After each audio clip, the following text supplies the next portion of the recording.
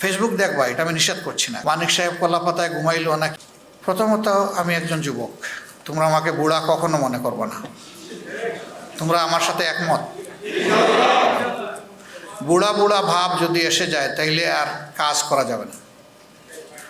বয়স যাই হোক, বুড়ো চুল দাড়ি সব পেকে গেছে, তাতেও কোনো সমস্যা নেই, কিন্তু আমার মন যেন যুবক থাকে, তোমরা দোয়া করবে। 2 নম্বর হলো, আমার নিরাপত্তা নিয়ে তোমরা চিন্তিত হবে না, তবে আল্লাহর কাছে দোয়া করবা। কারণ আমরা সকলেই আল্লাহর কাছে আমাদেরকে সাপোর্ট করে দিয়েছি।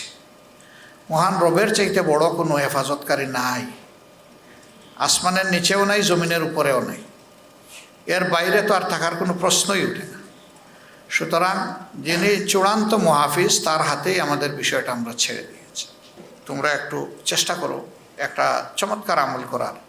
এই আমলটা বাকি সমস্ত আমলকে আলোকিত করে। এটি হচ্ছে শেষ রাতের আবাদত।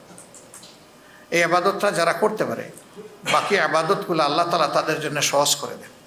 এটা বড় কঠিন, কিন্তু অসম্ভব নয়। এটা কঠিন কিন্তু অসম্ভব নয়, এটা সম্ভব। এই জিনিসটা তোমরা ইনশাল্লাহ করবা। ফেসবুক পড়ে না থেকে ফেসবুক দেখবা, এটা আমি নিষেধ করছি না, কারণ সোশ্যাল মিডিয়া এখন অনেক শক্তিশালী ব্যাপার। এখানে দেখতে হবে তোমার পক্ষে কি বিপক্ষে কি, পক্ষেরটাকে কীভাবে প্রমোট করবা, বিপক্ষেরটা তুমি কীভাবে মোকাবেলা করবা, তুমি না দেখলে বুঝবা কীভাবে।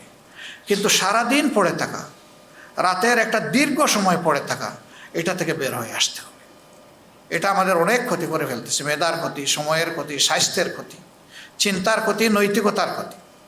এই জায়গা থেকে আমাদেরকে অবশ্যই বের হতে হবে। বের হয়ে এই জায়গাটা আমরা যৌক্তিকভাবে কাজে লাগাবো ইনশাআল্লাহ। আমার আখের কথা, সময় আল্লাহ তাআলা সবসময় অনুকূল হাতে এনে দেন না। সময়ের কাজ সময়েই করতে হয়। আজকের কাজ কালকে করবা, তোমার জন্য পড়ে থাকবে না, আরেকজন করে ফেলবে। এটা কোনো ময়দান খালি থাকে না, হয় সেখানে ভালো গাছ থাকবে, না হয় আগাছা থাকবে, একটা হয়ে যাবে। এখন ময়দানটা আল্লাহ তাআলা অনুকূল করে দিয়েছেন। প্রতিষ্ঠান, ক্যাম্পাস এবং ঘর বাড়ি, কোনো জায়গায় এখন আর কোনো ব্যারিয়ার আপাতত নাই। রবের দরবারে দোয়া করে মহান রব যেন এই জিনিসটাকে দীর্ঘস্থায়ী করে।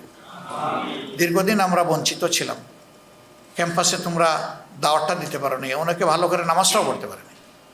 সেই রকম একটা ভীতির সংস্কৃতি সেখানে চালু করে রাখা হয়েছে। এ কাজ যারা করেছিল তারা এখন বিপর্যস্ত এবং অপদস্থ। আমরা এই সময় কোনো প্রতিশোধ নেব না, কাউকে নিয়ে ঠাট্টা মস্করা করবো না। মানিক সাহেব কলাপাতায় ঘুমাইলো নাকি ভালো জাজিমে ঘুমাইলো, এগুলো আমাদের সাবজেক্ট না। মাঝে মাঝে আমি এগুলো দেখি, তোমাদের পক্ষ থেকে হয়ে যায়, এটা আসলে আল্লাহর দরবারে পছন্দনীয় বলে আমি মনে করি না। কোনো মানুষই বিপদে পড়ছে তাকে নিয়ে টিস করা ঠিক না। ওরে আল্লাহর হাতে সাপোর্ট করে দাও, সংশোধনের সুযোগ তাকে সেইটা করে দাও, না তাকে চুপ করো। এই যে আমরা ট্রল করি মানুষ মরার পরে এবং এই ধরনের বিপদে পড়ার পরে, এটা ভালো জিনিস না। তুমি আরেকজনকে অপমান করবা, সেটা তোমার দিকে ফিরে আসবে।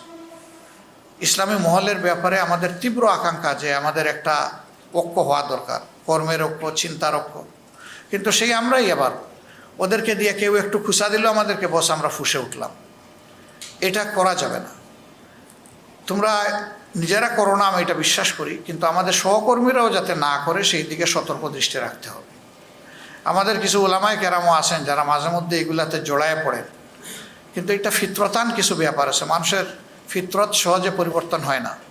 আমরা দফায় দফায় দৃষ্টি আকর্ষণ করার পরেও দেখেছি যে একই ব্যক্তি আবার বারবার একই ধারায় তিনি ভুল করতেছেন। একদিকে আপনি ঐক্যের আকাঙ্ক্ষা পোষণ করবেন, আর একদিকে সামান্য গুনাহাতা আপনি এড়িয়ে যাবেন না, এটা তো হয় না। মুমিন তো সেই যে তার ভাইকে ক্ষমা করে দেয়, রাতে ঘুমাবার আগে বলে, আল্লাহ আমি তোমার গুলামকে ক্ষমা করে দিলাম, এর উসিলায় তুমি আমাকে ক্ষমা করে দাও। সেই তো মুমিন। এই জন্যে মুমিনগণ যেন পরস্পরের প্রতি ঝগড়া বিবাদে আর লিপ্ত না হয়, এটার কবর রচনা হয়ে যাওয়া দরকার। এই বিষয়গুলো তোমরা খেয়াল রাখবা ইনশাআল্লাহ। লেখাপড়ায় মনোযোগী হও। এতদিন পরিবেশ ছিল না, এখন যেখানেই প্রতিষ্ঠান চালু হবে সেখানে তোমাদেরকে মনোযোগী হয়ে নিজেদেরকে তৈরি করে নিতে হবে। Quality, quality and quality. এই quality both materialistic and spiritual, এই দুই দিকের কোনোটাই কম্প্রোমাইজ করা যাবে না। দুইটা সমান তাহলে আমাদেরকে অ্যাচিভ করতে হবে। আল্লাহ আমাদেরকে তৌফিক দান করুন। আসসালামু আলাইকুম ওয়া রাহমাতুল্লাহ।